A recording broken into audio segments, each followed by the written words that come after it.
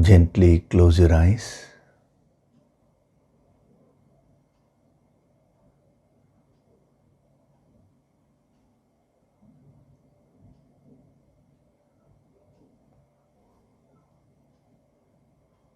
Do deep breathing.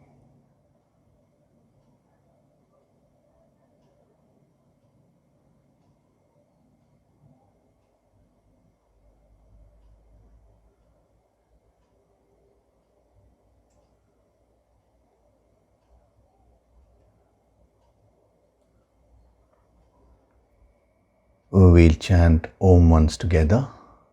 Synchronize the chanting of Om with your exhalation.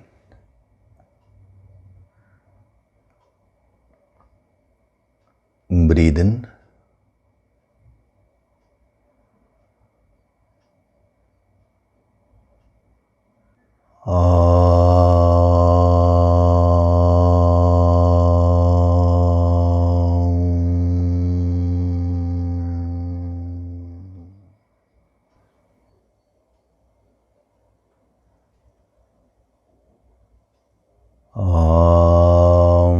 Sahana vavatu, sahanau bhunaktu, sahaviryam karavavahai, tejasvinavaditamastu ma vitvishavahai.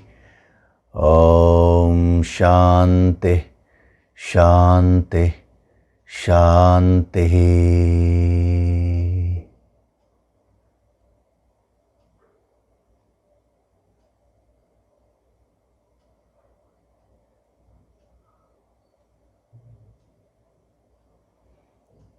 Gently open your eyes.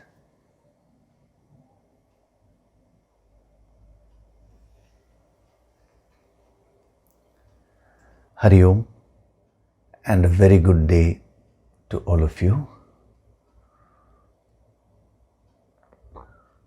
So last week we were doing verse number 8 of chapter 1. Now, before we start today, we will just do a small chanting. See, in the yogic approach, we always do the chanting initially. This is to energize ourselves. So those of you who know the chanting can chant along with me. So we'll chant verses 8, 9 and 10 now.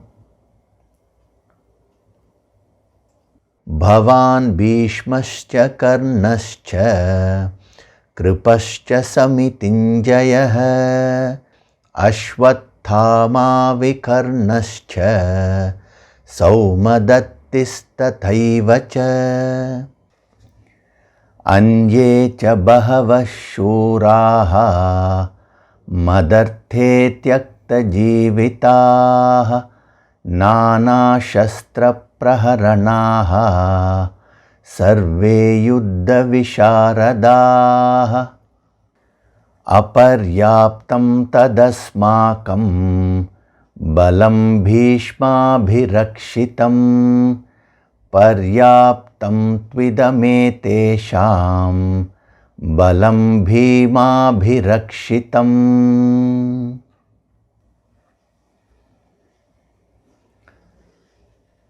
So this chanting, why do we chant initially?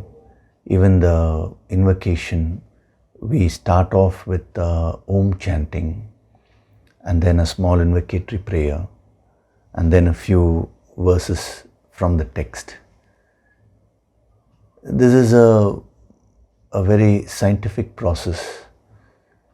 What happens is when you sit and start listening to this great wisdom, even though your willingness to absorb is there, due to the various preoccupations of the mind, a lot of energy gets dissipated. I'm saying throughout the day. Your consciousness gets lowered. So when your consciousness gets lowered, your capacity to receive actually reduces. So that is why in the yogic approach, we always start with the chanting of Om. Om, the pranava, that is a cosmic vibration. It is present in the cosmos, it is present within you, and it is present in the cosmos also. So we energize ourselves with the chanting of Om, and then the invocatory prayer, that is to give very positive suggestions to ourselves. Om Sahana Vavatu means may we be protected. Sahanau Bhunaktu, may we enjoy. Sahaviryam Karavavahi, may we put in all the effort required. And then let the Tejas come out. Tejas Vinavaditamastu. Mavit Vishavahi, may we not hate each other. Om Shanti, Shanti, Shanti. Peace, peace, peace. So very powerful, positive suggestions we give to the mind. And then a few verses from the text to further energize ourselves. So when you chant, you should chant with the full bhavana, not mere chanting with the lips, but you should chant with your heart. You should feel and chant, feel the vibrations. So when you do that, this is a very, very effective method of raising the consciousness and calming the mind. When you come with whatever stress you have, everything will be there at the back of your mind.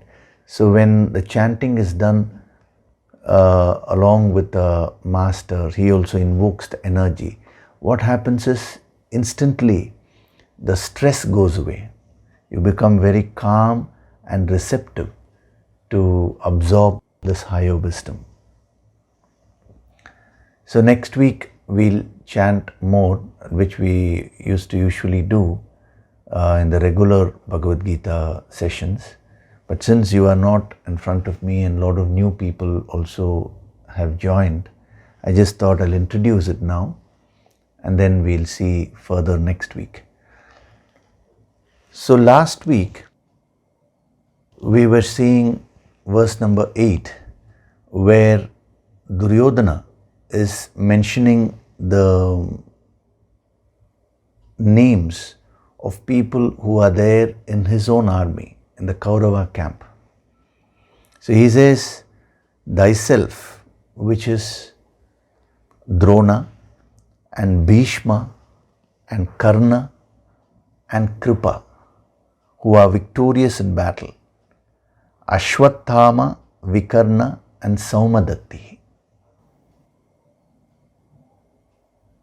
Now last week I was giving you a general explanation of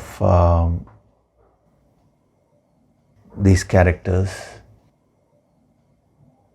I was explaining to you how powerful these characters were, but yet they felt powerless in life.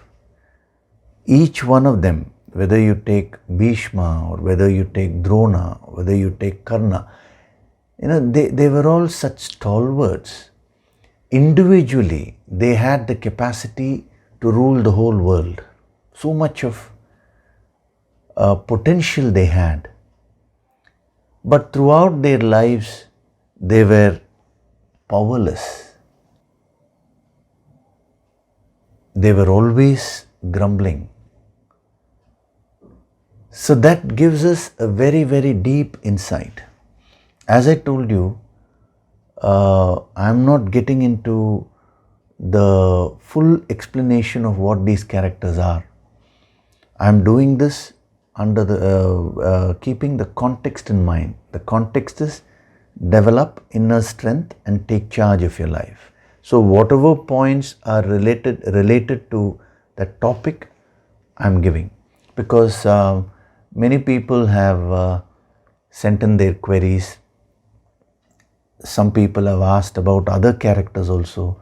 Can I explain what is the significance of Draupadi,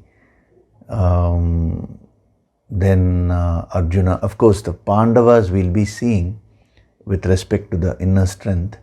And then some people have asked me about Ramayana. Now, we will see all that in the future. As far as this series is concerned, whatever points are relevant, I'll be giving them. This is like an ocean, actually. If you take the whole Ramayana, each character is very powerful and it represents something within you. So when the context comes, I will definitely give references and I will deal with that also. Okay. So why is it that these powerful people like Bhishma, Drona and Karna, why is it that they were siding unrighteousness? Last week we ended with that. The reason is because they had sold their conscience to the ego.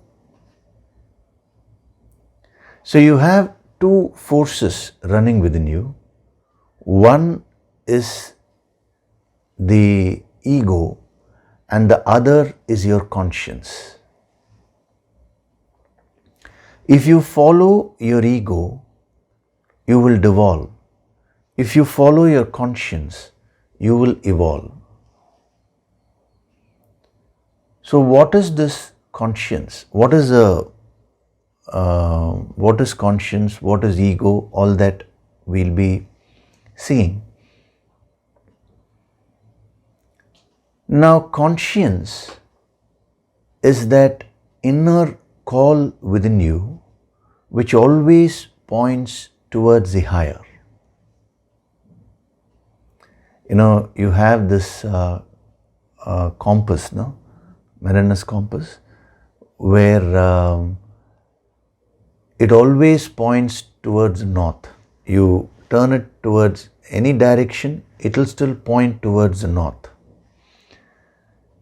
So similarly, deep within you, you have the conscience which is directly connected with the divinity. Actually, conscience is the bridge between you and the infinite. Divinity in its purest form cannot be experienced objectively. You will have to become it. But the expressions of divinity you can experience. And the first expression of divinity within you is your own conscience.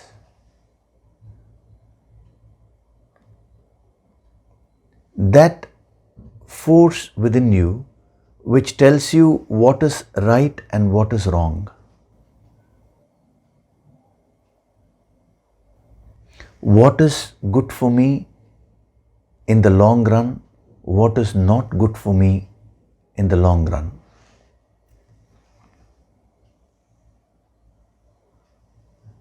Now, this should not be confused with social rights and wrongs.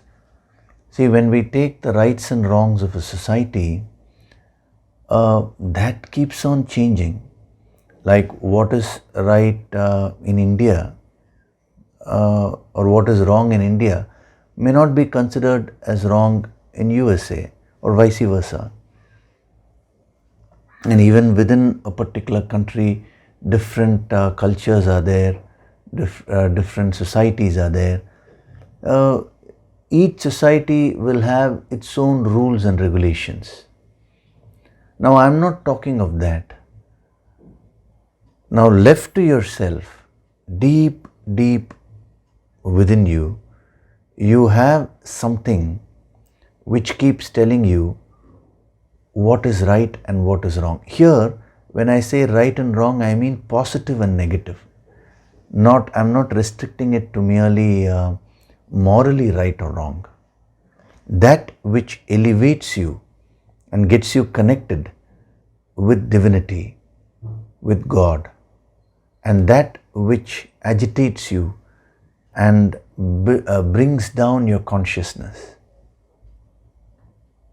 So the pointer is the conscience, that which points towards the higher all the time. So if you carefully observe, you will find that at every moment of your life, this conscience keeps telling you to follow the path of the higher.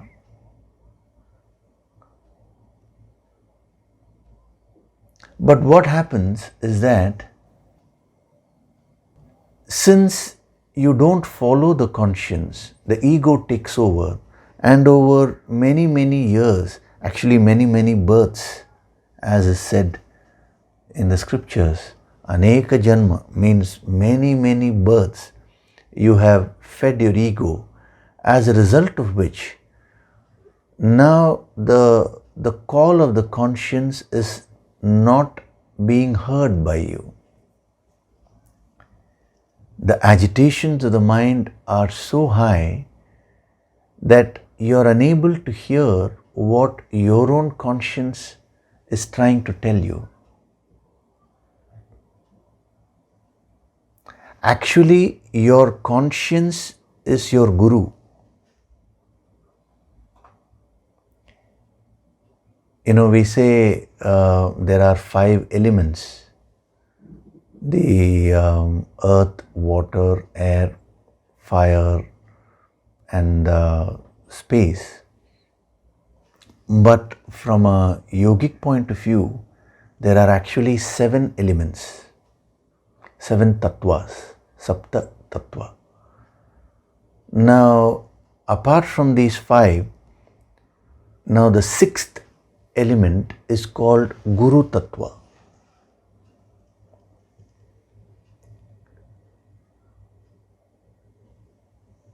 The conscience is a part of your Guru Tattva.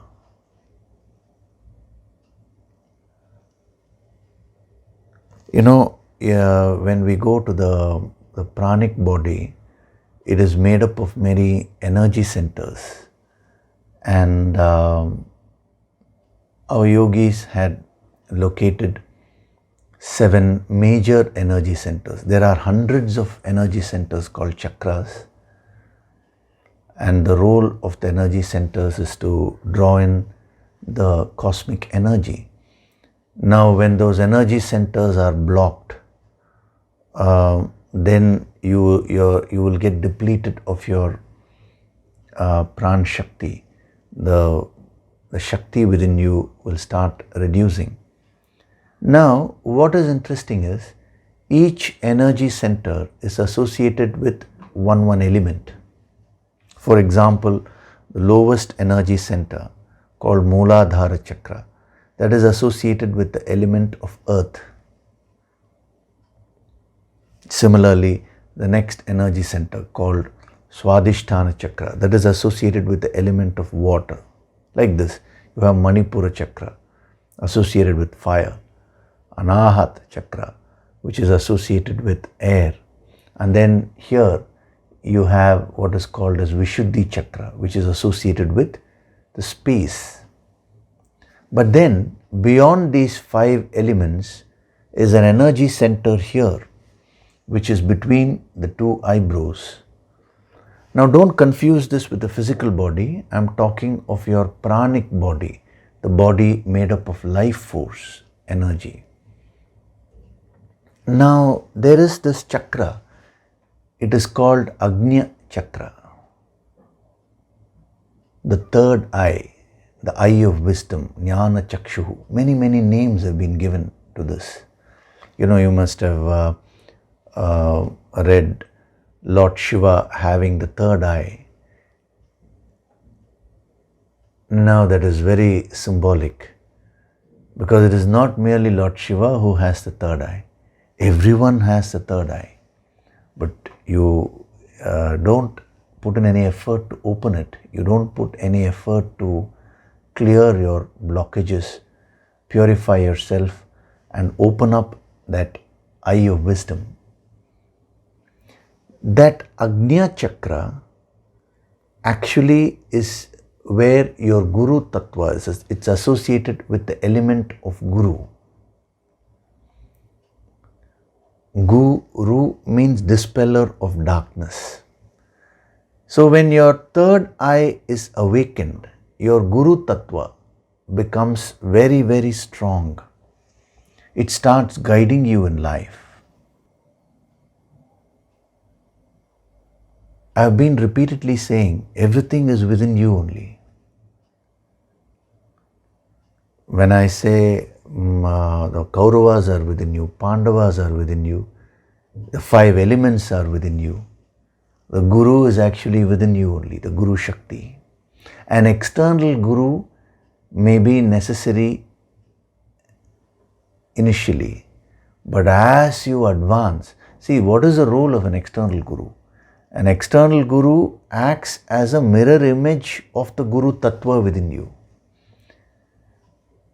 An external Guru is a mirror image of your conscience, because that Guru Tattva contains the conscience. It is a part of the Agnya Chakra. And the more it is awakened, the more strong you will become. Your clarity will improve immensely. So when an external Guru comes into your life, he does not want you to constantly be dependent on him. That is not his role. His role is to awaken the Guru Tattva within you, for which the first step is following your conscience. And then, of course, you have the 7th element, which is the Param Tattva. Parama Tattva is an energy center here called the Sahasrara Chakra, the 1000-petal lotus, which is connected with the Brahman Shakti. But in order to get connected to that, you need to awaken the Guru Shakti within you. And the Guru Shakti at a gross level, it manifests as the conscience. And the conscience keeps on telling you all the time. So when the 5 elements first are disturbed, when these there are a lot of blockages in the lower chakras, then there is no question of opening up the third eye. So that is why we first start with gross sadhana, and slowly we go on advancing. Now it's very difficult for you to do all these things alone. That is why in the scriptures it is said, without a guru, the sadhana will not be fruitful. Why? Because the guru who comes into your life keeps on taking you in this path of divinity. The moment your energies get stuck somewhere, you will not know. The ego is waiting, because every chakra, when it is open, it gives you a lot of powers. You gain tremendous mastery over these 5 elements, and they give you certain kinds of powers. And the chances are that you will get involved with those powers. The ego is waiting, The ego is waiting to trap you. The moment you achieve anything, it immediately comes and tempts you. So a guru's role is to keep reminding you, no, this is not your purpose. You have to move further high. It's of a great help. And then when the third eye is awakened, as to the extent the third eye is awakened, the external guru, he gives you more and more inner sadhana, so that your own Guru Tattva within you starts guiding you in life. So it's a gradual process.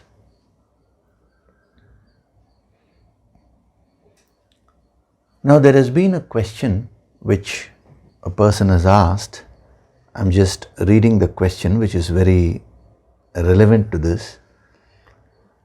Respected Yogishri, Namaste. Many thanks for all the pravachans and guided meditation sessions, which are very useful.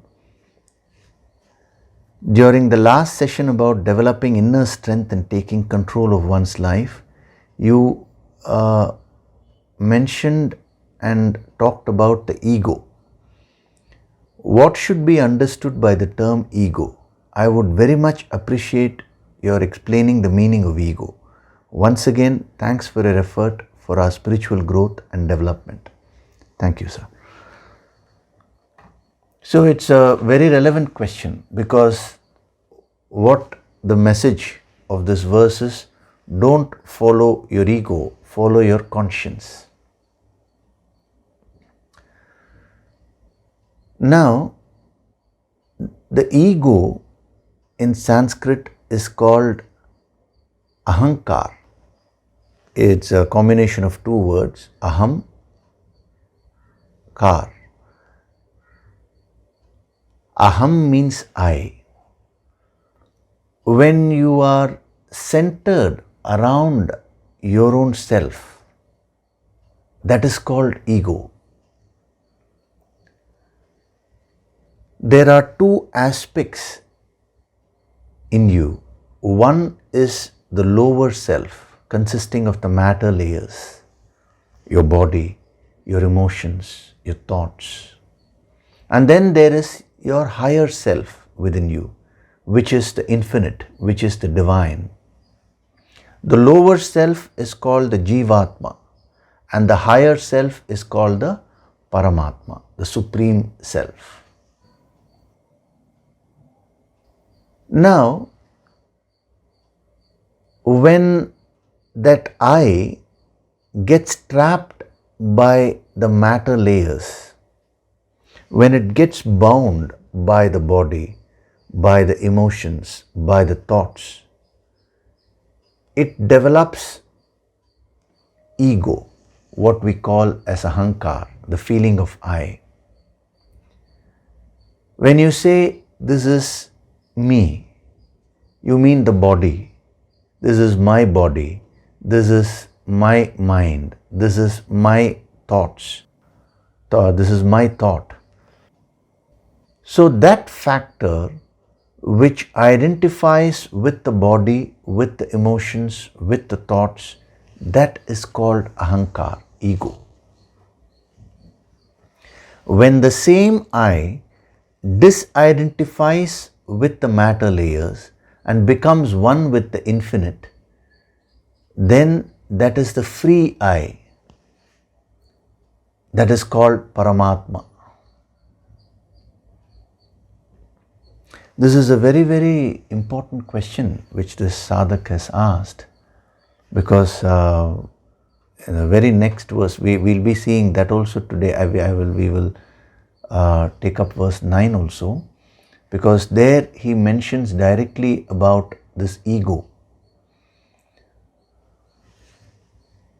When your I is limited by the matter layers within you, by the lower aspects of you, it is called ego. When the same I is freed of these matter layers and becomes one with the infinite, it is no longer ego. Because you may ask me, in the Upanishads, he says, Aham Brahmasmi, means I am that supreme being. It sounds like an egoistic statement. If you go to the Vishwarupa Darshan chapter, and before that the 10th chapter, you will find Krishna saying, I am this, I am that, I am the supreme. He'll go on saying this. Actually, every master, they kept saying that. If you take Jesus Christ, he said, come to me, I will save you. Buddha, he said, I am your savior. Every master said that. Lord Krishna, throughout the Bhagavad Gita, if you go to the Uddhav Gita, wherever he spoke, he always said, I am the Supreme, you come to me. Remember, whenever a master uses the word I in an inspired way, he or she does not mean the limited personality, the body or the emotions or the thoughts. They identify with the infinite and then they say, come to me, I will save you. There, me does not mean the person, the limited personality. Me means the supreme infinite. So the same word I can be used in an egoistic way, and it can be used in a spiritual way also.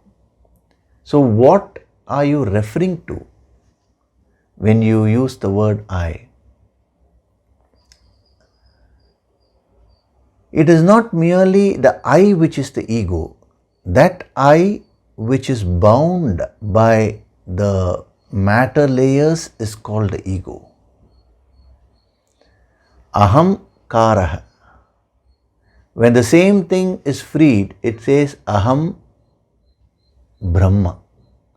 Aham Shiva. Shivoham means Shiva Aham. Aham Shiva. In Sanskrit you can use it interchangeably. There is no grammatical order, So in the Nirvana Shatkam, you must have heard Shivoham means I am Shiva. So when is a person qualified to say that? Only when the I is freed from the body, from the emotions and from the thoughts. Before that, if you say Aham Brahmasmi, I am that supreme, you will mean the body. That will lead to development of ego. Like in the Ramayana, Ravana is supposed to have taken up that line, Aham Brahmasmi, and he was constantly saying, I am God, I am God. But what he was referring to was his body, that limited personality.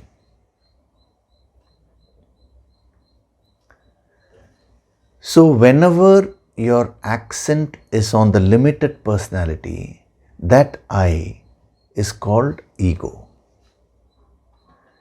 And the very purpose of human birth is to free yourself from the clutches of this ego.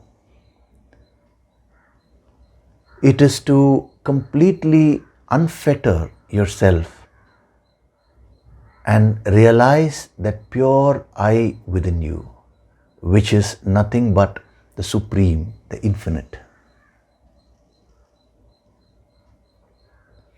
The conscience plays the key role in getting you connected with the higher. Because every time you have a choice, either you follow the conscience or you follow the ego. The conscience is connected with the divinity directly. The ego tries to take you away from that pure consciousness, from God. So the choice is yours. So why am I taking verse number 8? Because these characters who've been mentioned here, they were all great people, but they followed the ego, not the conscience. And therefore they suffered in life. So if you want to get that inner strength, you need to follow this. We'll chant verse number 9 also, and I'm not going to take every point of these verses. I'm only going to take up a few points, because verse number 8 introduces these characters, and then verse number 9 he tells us what is the path which they have taken, how they have gotten into the path of ego. So when we read both these verses together, it will make a lot of sense in terms of building the inner strength. So now we'll chant verse number 9. Anye cha bahava shuraha madarte tyakta jivitaha nana shastra praharanaha Sarve Yuddha Visharadaha. Together. Anye cha bahava shuraha madarte tyakta jivitaha nana shastra praharanaha sarve yuddha visharadaha. So what is he saying in verse number 9? We'll be getting back to verse number 8 again, but since I'm taking up this point of conscience versus ego, I'm doing verse number 9 along with verse number 8. Anye means others. So in the previous verse he listed down 7 characters, and then he says Anye cha bahava shuraha, and many other heroes. He is referring to many great warriors, including the 7 which he had mentioned in the previous verses. So previous verse. So and many other heroes who have sacrificed their lives for my sake. That is what I am referring to. Madarte. Madarte means for my sake.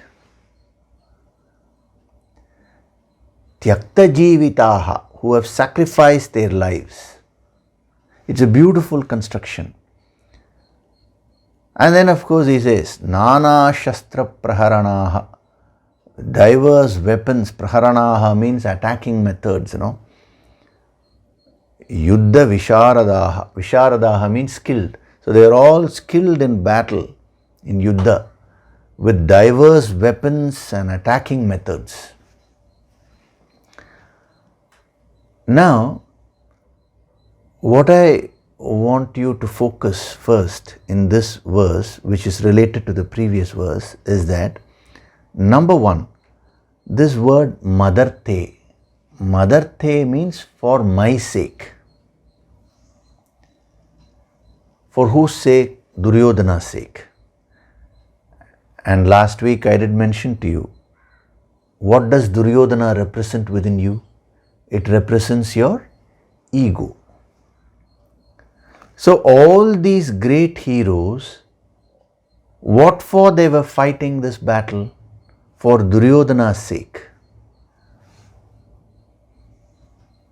They were catering to Duryodhana's whims and fancies. It's a very powerful sadhana principle. So, these great warriors siding with Duryodhana, what does it represent within you? You taking sides with your own ego. And if you do that, what will happen? He says, who have sacrificed their lives. Tyakta jivitaha. He has put it in past tense. He is saying they are dead. They have sacrificed their lives. This is what I was telling you. Selling your conscience to the ego, that is the most dangerous thing in life. It will completely reduce all your strength from within. See, the world is meant for you to enjoy. You can acquire how much of a wealth you want to acquire. You can develop wonderful relationships in life. Every aspect of life you can attain a lot of success. Everything you can do. But if you do all that for the sake of your ego, which means how does ego manifest? That also we'll see. Ego will manifest as selfishness, Then he says, you have sacrificed your life. You have sacrificed your potential. What are you capable of? And after all, you have fallen a prey to your own ego. This concept has been given, as I told you, in every religion. In Buddhism, they call it Mara. And it's very, very interesting. When Lord Buddha sat under the Bodh Gaya tree and he was meditating, that was his final sadhana which he was doing. The incident is that Mara, who is nothing but Satan, the ego, he sent all his army to tempt Buddha to move away from the path. But Buddha was very, very firm. That is why he became the Buddha. Buddha means the awakened one.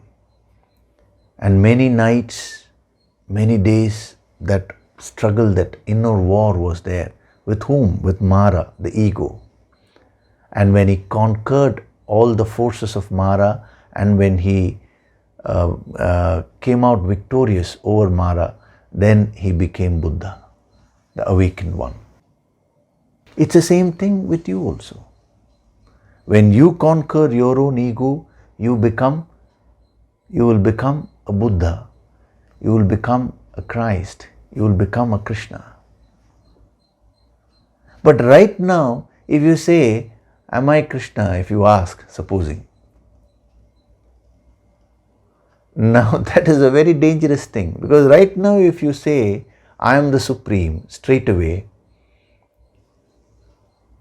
you will only feed your ego. You will make that statement also for the sake of ego only, madarte. This is a very, very powerful word.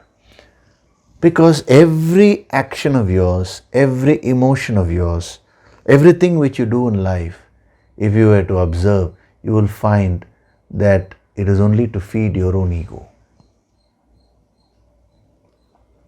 And the beauty is, at every moment you have a choice. See, right now, this ancient wisdom is being given to you. Now the speaker can do it just for the sake of boosting his own ego.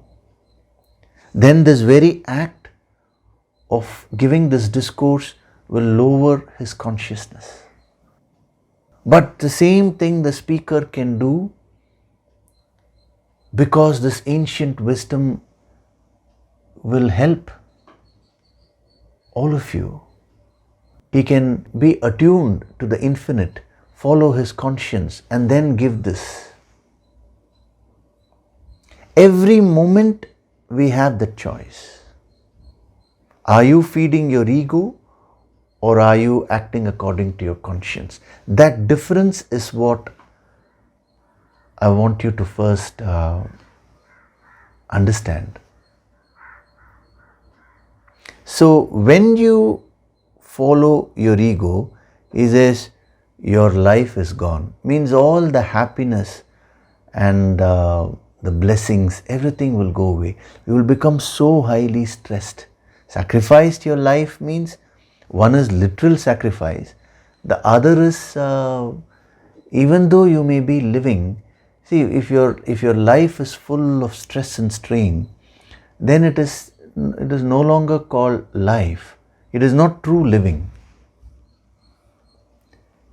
So this was so beautifully portrayed. It has been so beautifully portrayed in the Bible also. You know, Jesus Christ, he was attuned always to God, divinity within him, and out of his disciples, there was one disciple called Judas Iscariot. Now, he was the one who betrayed Christ. And why did he betray Christ? For a little bit of wealth which they offered him, just for a few pennies, for some coins, silver coins or something which they offered him. Therefore, he betrayed Christ. And the story is very, very interesting. He betrayed Christ when the guards came to arrest Christ. Judas Iscariot only showed the sign, this is only Christ, you can arrest and go. And Christ was arrested.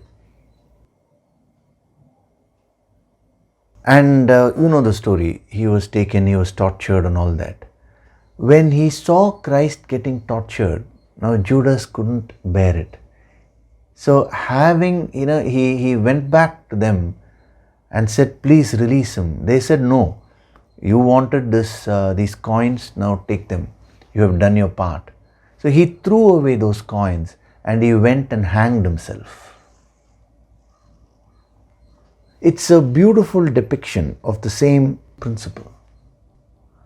You sacrifice your life for the sake of ego. Judas Iscariot, he committed suicide. He killed himself. He betrayed Christ. Similarly, if you take the Puranas, always, Prahalada and Hiranyakashipu. Hiranyakashipu represents the ego. Prahalada didn't bow down to the ego. He was always attuned to Narayana, representing the God within you, within himself.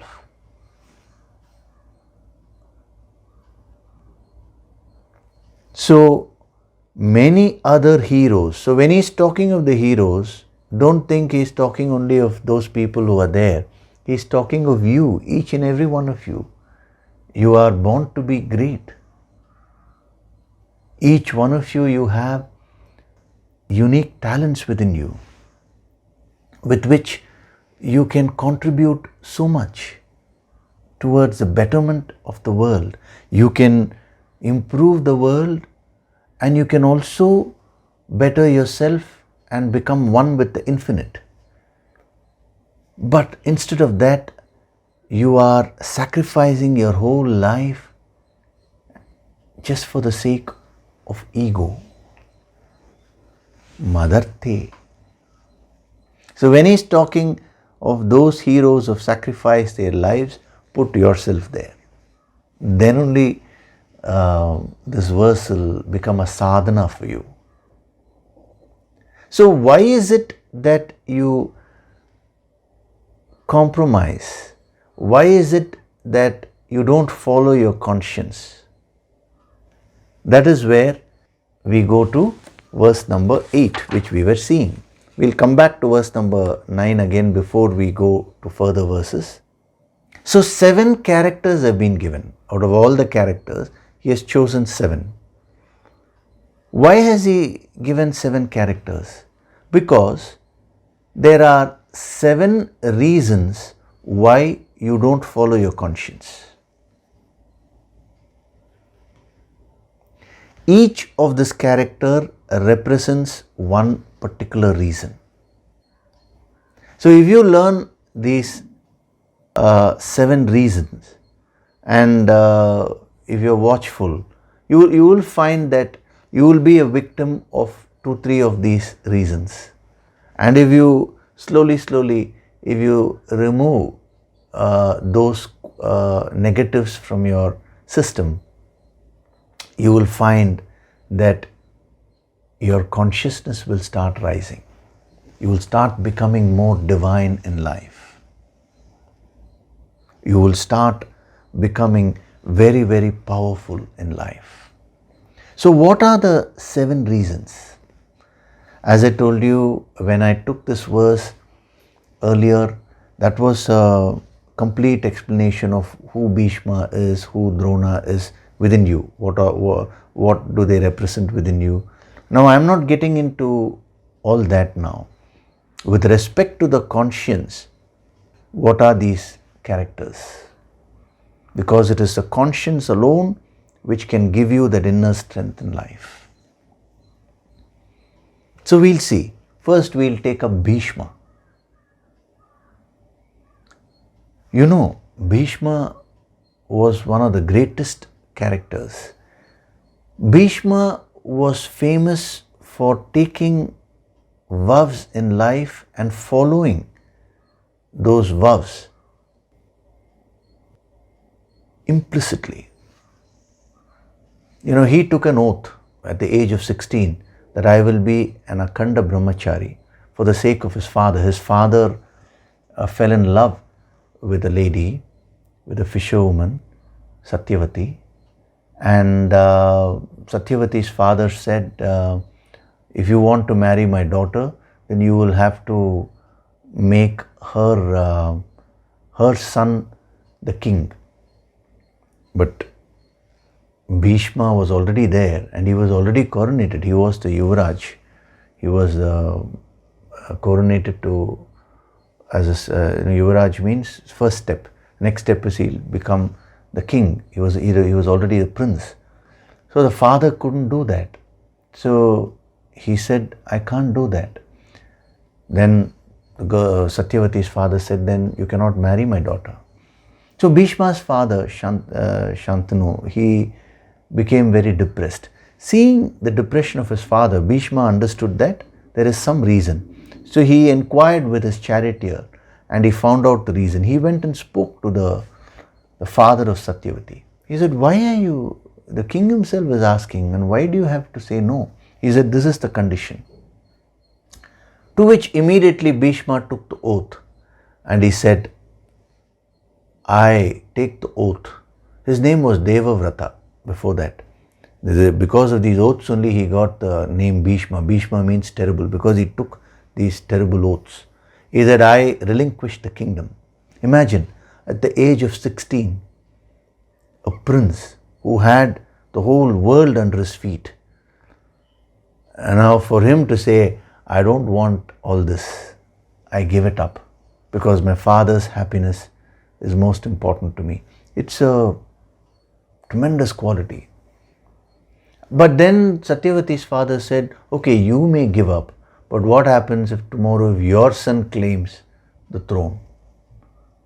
Then he took the second oath. Is that your problem? Okay, today Devavrata takes his oath that he will always be a celibate throughout his life. At the age of 16, he took that oath. And the story is that moment he took that oath, flowers, the gods rained flowers on him. And that is when he was given that boon, Ichha Mrityuhu, the ability to choose his own death. So he followed those oaths. It's not that, today you give word to somebody and then the next minute you forget. Somebody has to come and remind you, oh, you gave word. There is no value to words today. But Bhishma was not such a person. He took an oath and throughout his life, till the end, he followed those principles. Whatever vows he had taken, he had set for himself, he refused to budge from that. This is a fantastic quality. He had also taken one more oath, and that is, I will protect the king of Hastinapura. Hastinapura, where like Dhritarashtra ruled Hastinapura. It's name of the place, the name of the kingdom. He said, whoever will be the king of Hastinapura, I will protect that king. I will stand by that king. Prima facie, this oath looks good. But then the problem came when Dhritarashtra took over as the king and Duryodhana, his son, took over. Because they were all bad people.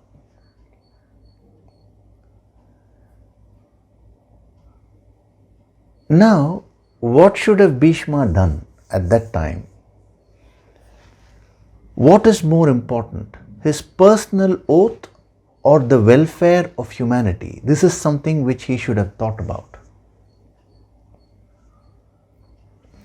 Up to that point, following that oath, following his word was a very, very positive quality. It's a tremendous quality. But there are situations in life which he faced, like for example, Duryodhana took over. When he knew that the king was bad, the king was negative, then to continue supporting the king just because he had taken the oath is a wrong choice. That was the wrong choice.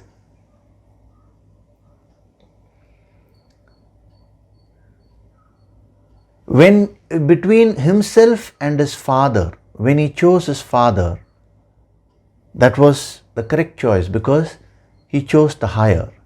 But when it came between, his personal oath and the kingdom, see, when the king is bad, the kingdom will get destroyed one day, and that's exactly what happened. See, if people like Bhishma, Drona, why all these people? Just if Bhishma had not supported the Kauravas, the Duryodhana, if he had said, no, I will not play a party to this because you are being unrighteous, then there would have been no war. That was the difference between Bhishma and Krishna. For Krishna, what was important was righteousness. And for the sake of righteousness, he was willing to get a bad name also, no issue. But he wanted to uplift righteousness. So this is a very common weakness which people have. The inability to differentiate between the higher and the lower. I did say Bhishma was, don't think, oh, Bhishma is an ordinary person. No, he was a stalwart. He was a very noble person. Everything was there. But that subtle difference between the higher and lower, he missed. So he stuck on to his oath, even if it meant destruction to the kingdom, even if it meant destruction to the very king himself. Because Bhishma knew that Krishna and Arjuna were on the other side. So there was no chance that Duryodhana could win. He had to get destroyed. Yet he continued supporting him because he had taken that oath.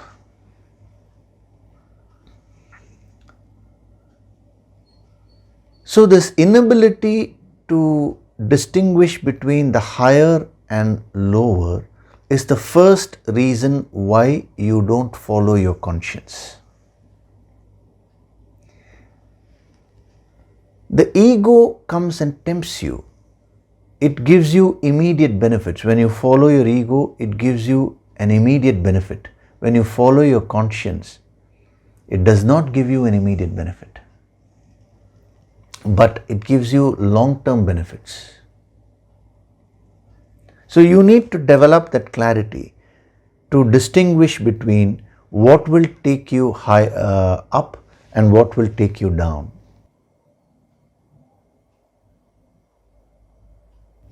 This is a very important quality which you need to develop. I'll give you some practical applications of this. Supposing, let us say, you become very angry over something. I'm not getting into the external cause of for the anger. For some reason, you become very angry now. Now, anger is a product of ego. Now there, you have the choice. Either I give in to this anger and I act based on that anger, I talk based on that anger, and I become very harsh with the other person. So this is one choice, this is one path. Or the other path is the path of the conscience. I forgive the other person. Forgiveness is a product of the conscience. Anger is a product of ego. Forgiveness is a product of the conscience. So I practice forgiveness and I become peaceful within me, and then I handle the situation outside. So you have this two paths in front of you. Now if you take to the path of anger, that will give you an immediate pleasure. But if you take to the path of forgiveness, it is a little painful to start with. It's not so easy to practice that. Now, if you are very, very clear about what is good for me and what is not good, then you will take to the path of forgiveness. But when that clarity goes away, then you will give in to your ego. It's the same thing which happened with the great stalwart like Bhishma.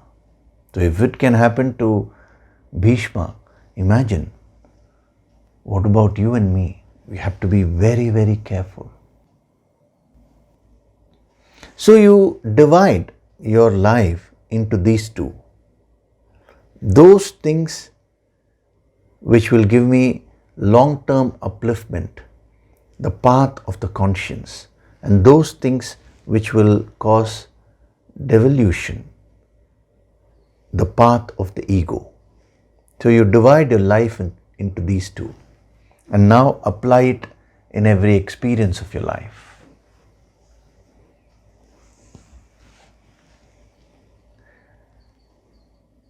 This wisdom gives you that clarity. See, when you don't have this wisdom, that if you don't even know the difference between the conscience, the ego, and what are the effects of following the ego, what are the effects of following the conscience, if this wisdom is not there, this clarity is not there, then you are going to succumb to those negative factors stemming from your ego, which will completely pull you down.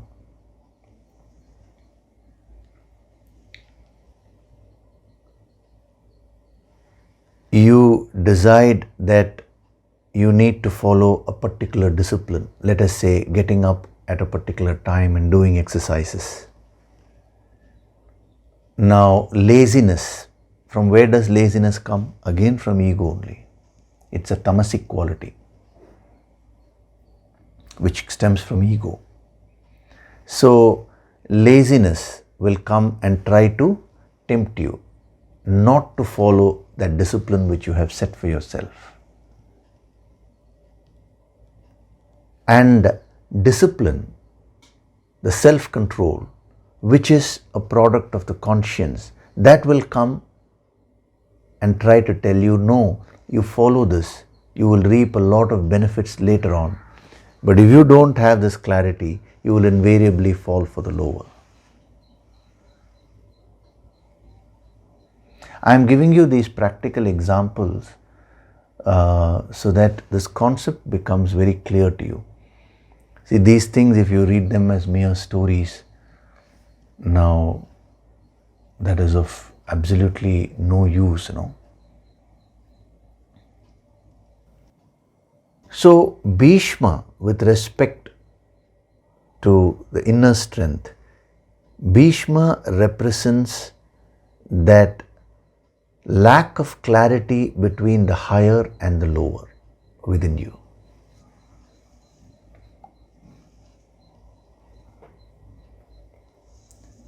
Many a times it happens, at that moment you act out of anger. But then later on you regret it. When the anger subsides, your conscience takes over. And then it says, you yourself ask, why did I say that? Why did I behave in that particular way? Who is asking? You are only asking. At least at that time, if you follow your conscience, if you do sadhana, the forgiveness and all that, again you can quickly take charge of your life. No, that comes, but again you don't follow it. The next minute something else the ego tempts you with. So you are constantly a slave to your ego, and as a result your life goes completely out of your control.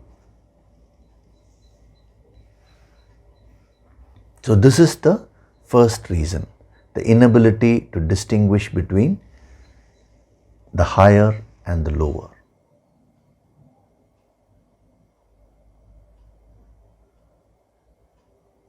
We will stop with this today. I will take up a few questions. The remaining 6 reasons why you don't follow your conscience, we will see next week. And then instead of following the conscience, how you follow the ego. Verse number 9, again little more tips I'll give you, some sadhana tips from that verse. And after that we'll go further. I'll not be taking these verses in any particular order.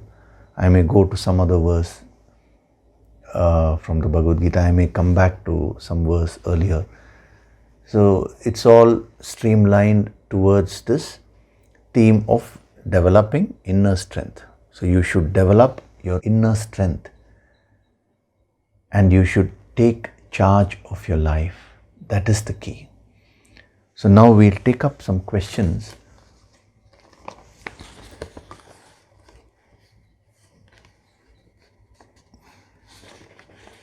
This question has been asked by Ramesh Rajagopalanji. So, hi Yogishri, Namaskaram sir. Deep gratitude for the 10-day intensive meditation program. In fact, during the program, I could feel the healing energy on my heart. Thank you. I did mention to you, somebody asked me this, why do I say, when someone comes and tells me that this has happened in my life, I always thank. The reason is because I thank the person who gave me the opportunity to serve. Service is not giving. I know yogi will consider himself as a giver in the sense of, standing on a higher platform and here, take it. No. It is service to humanity. That is our motto. So that's why I say thank you. Whenever anybody is benefited, I always thank that person. You can also follow that if you find this inspiring. When you do something for someone else and that person accepts it, immediately thank that person, at least mentally, because that person has given you an opportunity to serve him or her, due to which you are going to evolve further, So I'm trying to apply my learnings, what you taught us during the 10-day program. My query is how to maintain the same intensity throughout the day. What happens unknowingly is that you get pulled into unwanted and wasteful things, since you are surrounded and cannot avoid such situations. How to truly create the detached attachment, or how to distance oneself immediately after an event occurs. Say example, some message or some news or some sadness. How to quickly come back to original state without getting affected. Need your humble guidance and looking forward to your class on Sunday morning at 7 a.m. Yours truly, Ramesh Rajagopalan. Very nice question. More than the question, the bhavana is so nice, See, I never go by the letter of the question. Verbally, you may say so many things. I always feel the energy whenever somebody talks or whenever somebody writes or when I meet anyone. I always see what is the energy pattern. What is the bhavana of the person. Many people, externally they come and they do like this and they, they look very humble. But there is, within them when I look, I see that the bhavana is not okay. So bhavana is very important. When you ask questions to the teacher, it is very important that you ask in a very humble way, with a genuine seeking. Not just simply ask the question for questioning's sake or challenging. Because when you develop that bhavana, that humility, and then when you ask, the teacher, it actually invokes a lot of wisdom inside the teacher. So he sends a lot of blessings, a lot of energy. So I could feel that bhavana, wonderful bhavana behind this question. So how do you maintain that state of calmness throughout the day? That is what he's asking. He is using the word detached attachment.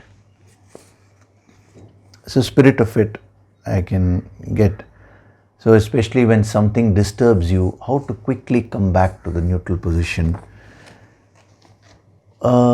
See, the first thing is you can practice calmness only to the extent you have done your sadhana regularly.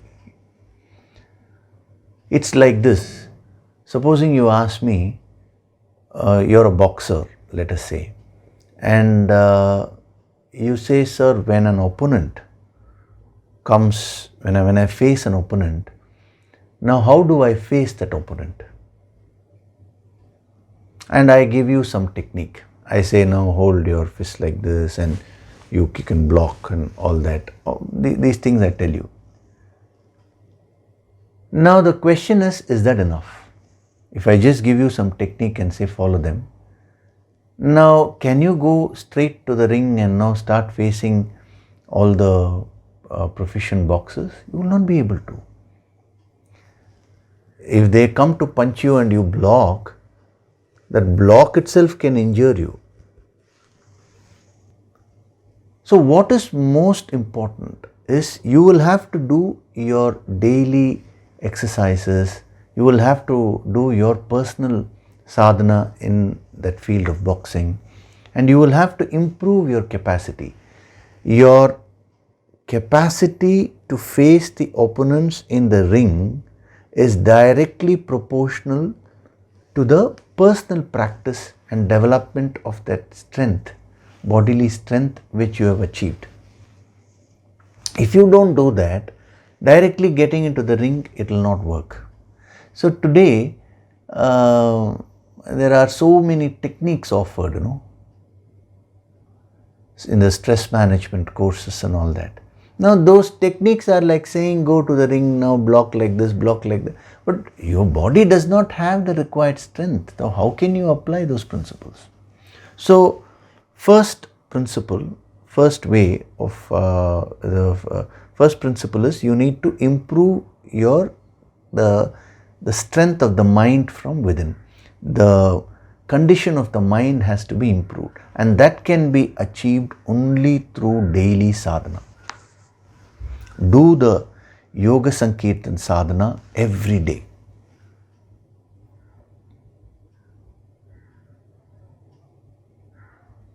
You can get hold of the CDs if you don't have. Of course, now the MP3 version is also available. They have taken a lot of pain. See, what happened is the CD is meant to be used only as a CD. When you rip it and put it in your phone, even though I gave permission that time, many people asked me, I said okay, because CD players were becoming unavailable, but the energy reduces, because first of all the quality itself reduces when you keep changing the formats. It's a further lower format, and then the energy, also reduces. That's why I've asked them to convert it into MP3 right from the original files, and then I've been sitting and energizing them a lot. So I think that is available, or that should be either today or tomorrow or this week. It should be there. You can just keep a watch. The same page in infinitewings.in website. When you go to the Yoga Sankirtan portion, and one option will be there to download the MP3s, especially during this lockdown period. You can download it, and then listen to it. But it's not enough if you download, see and listen. You will have to do sadhana with it every day. Set aside a particular time. I told you on the 10th day of the 10-day program, I had mentioned a lot about sadhana. So you go through that portion again and start doing that sadhana on a daily basis, number one. Number two, without this technique will not work. Whatever technique I'm going to give you now, practical technique also I'll give you. But first thing is the foundation, which is doing the sadhana on a daily basis. Then, whenever you're disturbed by something, now I'll give you a very powerful yogic method which all of you can practice. When a lot of sorrow comes, that's the example which you're given, something which disturbs you. It could be sorrow, it could be anger, it could be anything. The deep breathing process is something which I've always been asking you to do. Now, there is one particular breathing which yogis practice. That is, you breathe in through your nose and then breathe out through your mouth. You take your breath in. You don't need to open your mouth too much, just very lightly. Now, this breathing practice is very, very powerful to release some strong negative factors. When you are unable to manage it, if you do this just a few times, you will find that the pran shakti increases. You have to do it in a very conscious way. Just breathe through those emotions. Supposing you're very angry or you're very sad. Now feel that your breath is going inside and then it's coming out of that emotion. It's just a visualization. And if you do this a few times, you will find that that emotion will get released from your system. And once it comes under your control, then you can do your normal deep breathing, which is through your nostrils. See, normally speaking, deep breathing should be done with through your nostrils only, not through your mouth. But in certain specific cases, when something really, really disturbs you, like there was a sadhak whose mother passed away and the sorrow was engulfing him. He was asking me, what should I do? I suggested to him that whenever the sorrow comes, you do this breathing, but in a very, very conscious way, with full awareness. That is the key. If you just mechanically do the breathing, it will not work. And after the next verse, I will also take up that verse in the series where he talks of blowing the conches. Each warrior takes up his conch and starts blowing.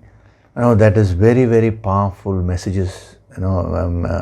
Very powerful messages we get from those verses, because the conch represents this principle of expressing yourself and releasing the negativities from your system. When we come there, we'll see Shankh, how to use the Shankh within you, because everything is there within you only. So this is a small practice which you can do. But again, I'm warning you, this will not work if you're not doing your sadhana, regular sadhana on a daily basis. Without doing any exercises, just to get on to the ring and start fighting with opponents, and then you will find it impossible. So this practice you try, and you will find that you will regain your balance. That emotion or that problem which is throwing you off balance will lose its power, and you will get back your balance. Then you continue. Again, if you find yourself losing your balance, do deep breathing first with your nostrils. If you find that is too much overpowering, then use this breathing technique. This is even used by, even in martial arts, Shaolin monks, they use this breathing in through the nose and breathing out through the mouth to develop a lot of strength. This is a very, very ancient yogic technique. So you can practice this. You will find wonderful results. Even others, those who are suffering from anxiety issues, you practice this. It will help you a lot. See, when you're riddled with anger or some negative emotion, instead of taking it out on somebody else, you need to learn to release it from your system. If you merely distract your mind with something else, that will not release this emotion from your system. It will just go inside only. But this is a very effective way. And the key while doing this is you have to do this consciously, not in a mechanical way. Consciously means if you are able to get some solitude, you can even close your eyes and then very, very consciously you breathe through that emotion. So follow that and then you tell me how that works. See, people always send their problems. So when good things happen to you, do share it with me because it gives a lot of happiness. I also want to read one experience which a lady has written. Now this will inspire everyone. After that we'll have meditation. So Hari Om, Namaste Guruji, this is Jayalakshmi. So we enjoyed watching the 10-day live streaming programs. I feel all the viewers should have done some tapas to hear all that poured out from you, Guruji. Especially I had very good healing. Now she has given her experience. I had lymphatic edema on my left thigh and it used to give me much pain at times. Lymphatic edema actually you can get as a side effect of anti-cancer treatment also, and she had cancer 4th stage and the doctors had said it's a very critical condition. And she did share in one of our earlier sessions that she did the regular sadhana along with the treatment which the doctors gave her, and miraculously she has recovered 100%. But this lymphatic edema is, the doctors say that one of the side effects which the treatment can give is this. So the portion from the thigh to the tip of the toes developed very big swelling, which used to give me a feeling of heaviness at times, so light like a hollow wood, sometimes very stiff. So whenever I used to take a step to walk, I should be aware of the condition of my leg. Now what happened is somewhat unbelievable. It's not unbelievable, this is a science only. So all the 10 days of the discourse I paid 100% attention, and on the 10th day, 30th March, she says, I had menstruation after a break of almost 12 years. I was a little bit shocked and the time was exactly 6:25 a.m. just before the starting of the program. And as usual, I listened to all the tips, advice, etc. given by you, Guruji. I am just reading it through. I am skipping a few lines here and there. After that, I reported to the hospital assistant doctor, and he looked at my reports and said nothing to worry. And if it continues, you please call me back. There was absolutely no need for such a situation because no such recurrence again. It happened only once. And this is the key. On the evening, after doing sadhana, I found that the swelling in my leg disappeared completely. I took complete rest that day. I told my family members about it. And today I found that the swelling is totally gone, nowhere to be seen, the pain gone. I am able to bend my left leg. This is very, very nice.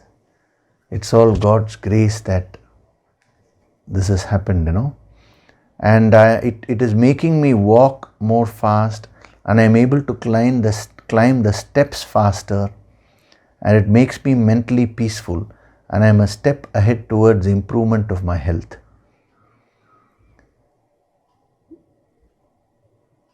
So again, I want to kneel down before you, saying that you are reducing the burden of my illness through your mercy. No, Amma. I want to, this is why I wanted to read this mail. To everyone, I want to give this message. See, it is not me who is doing this. No human can heal. It is the grace of the infinite. You have done the tapas. See, I am only like an electrician who gives connection, That's all. So please don't attribute this healing to me. You should attribute it to that infinite.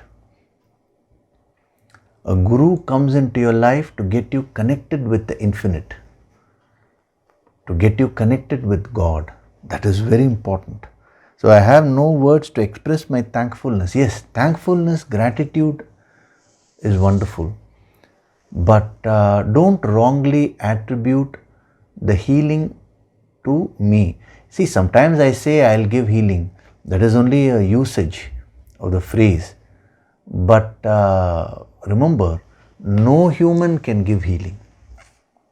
The healing happens, with that Shakti, by the Shakti. The Shakti means the higher energy. So this was a kind of awestruck experience for her, and why I wanted to read it out to all of you is that each one of you will be having some problem or other, either some health issue or you may not be having a proper job, you may not, marriage, I'm not getting married, this is not okay, something will be there. Now, just like her, become a sadhak and start doing your sadhana on a daily basis. Follow all these principles which are being given here. And I'm 100% sure that all your problems will start getting dissolved once you start getting connected to the infinite. And, your life will become so wonderful. The same person, Jayalakshmi ji, when she gave her how she recovered from cancer in the 5-day event only, she had given it to everybody else. She took the mic and she told it in front of everyone. It inspired everyone. So, and even others, when you have such wonderful experiences, please do write to us. Now, there is a research wing also which has been opened by some of the doctors who are attending the sessions. It is there in the website, preliminary research form.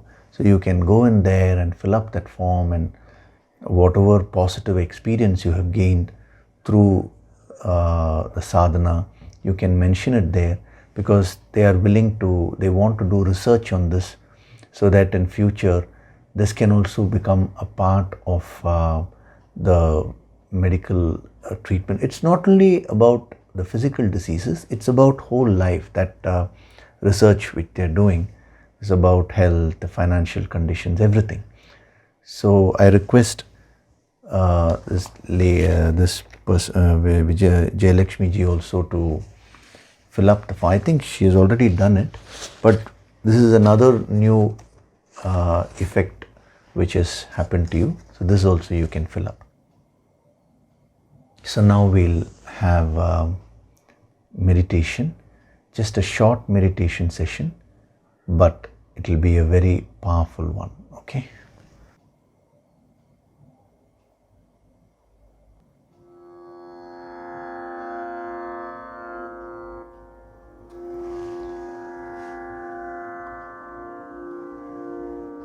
Gently close your eyes.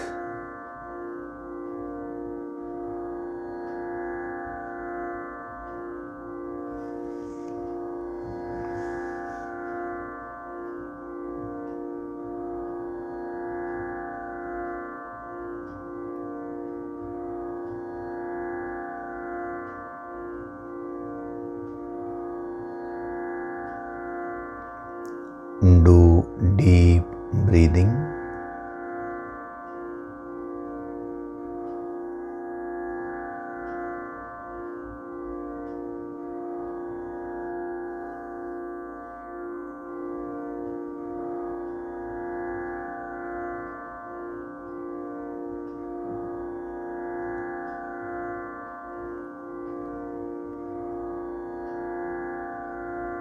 With every breath,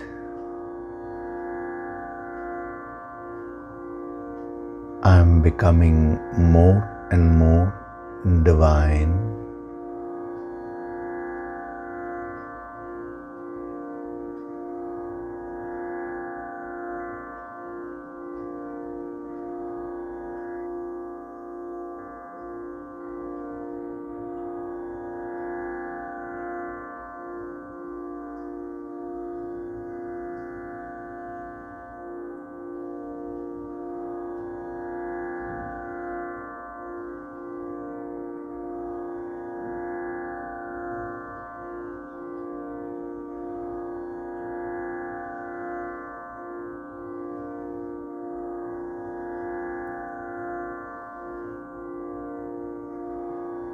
With every breath, I am getting disconnected from my lower self, and I am getting connected with the infinite higher self within me.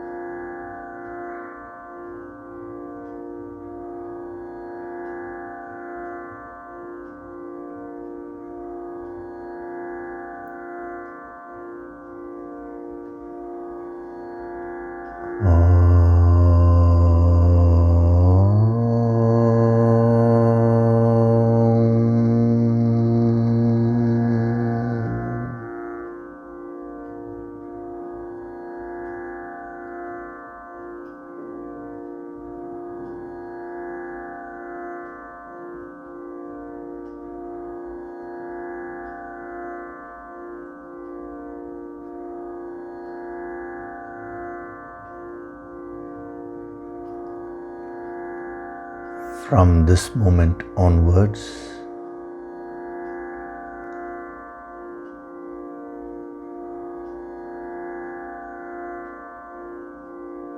I choose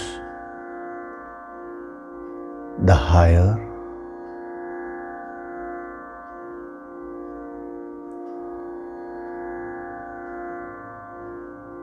Every moment of my life,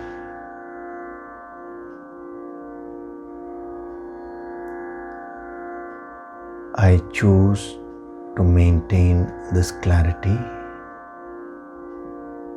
and always go for the higher.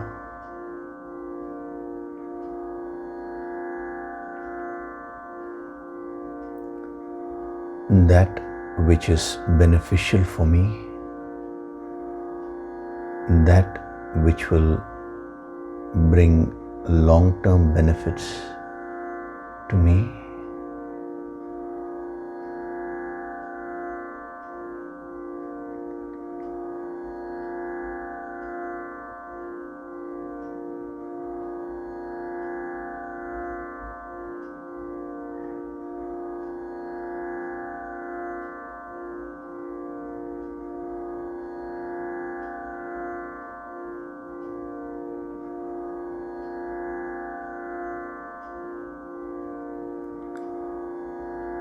I am one with that supreme infinite being within me.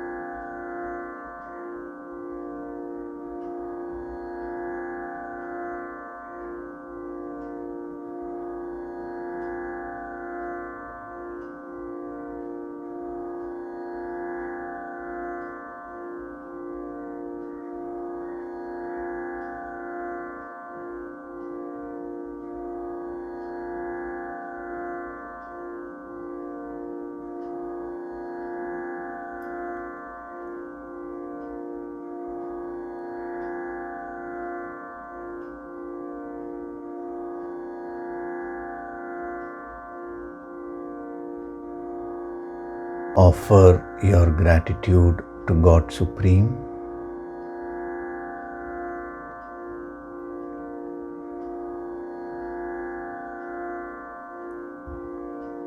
Offer your gratitude to your Guru and all the holy masters.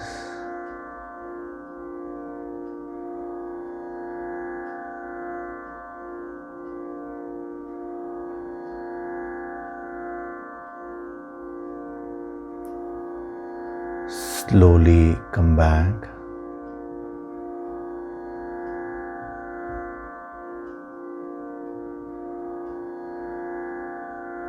Wriggle your fingers, your toes. Rub your palms together to create a warmth. And cup your eyes with your palms.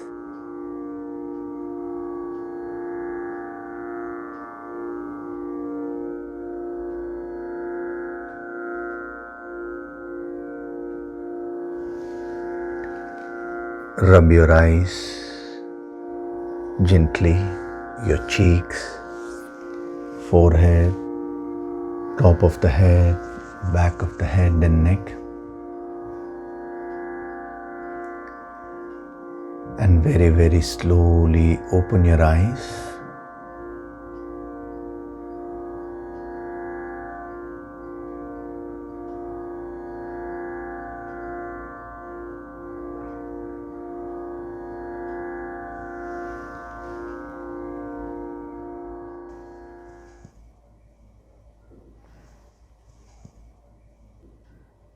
Welcome back.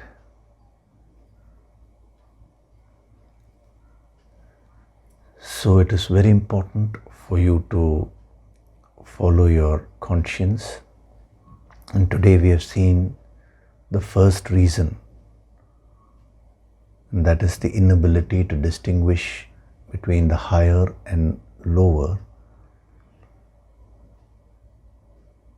So you start practicing, and there were many associated points also which I had covered. So start practicing all of them, and most important thing is do your sadhana, the yoga sankirtan, on a daily basis. Now that this energized MP3s also will be available to you, you can use them. Those of you who bought CDs, use it only in the CD player. Ripping it and putting it in your cell phone reduces the energy considerably. I was scanning and seeing. So you download the MP3 if you want to listen to it in the phones, in your phone or PC. You download the digital version which has been provided, because this has been specially energized.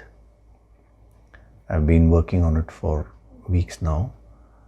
And not only that, have whatever you download, use it only for your sadhana. See, even if you're listening to this as a family, remember, you as an individual sadhak, you're gaining this wisdom. So this is something very personal. Even the relationship between you and the teacher is something personal. So just as you will not share your toothbrush with your family members, similarly, this is something very, very personal, your sadhana material. So each one should have his or her own sadhana material. The moment you copy it, you start diluting it, then by giving it to this person, that person, what happens is the energy goes away. So don't do that. These are all very, very sacred materials. These are secrets of the Himalayan Siddhas, which I am revealing it. So maintain the sanctity if you want to get the benefit. And regarding our future programs, you know that Yoga Sankirtan empowerment, many people had registered, that is also there. So we'll, according to how the government directives are, we'll be taking a decision on this. And I'm also seriously thinking about the possibility of having the Yoga Sankirtan empowerment program online itself. There are certain hassles there because the energy flow is very, very important. So let them first give me the system, and then I will have to look into the energy aspect, and once the decision is taken, the announcement will be made. Okay, so we'll meet next week. Thank you.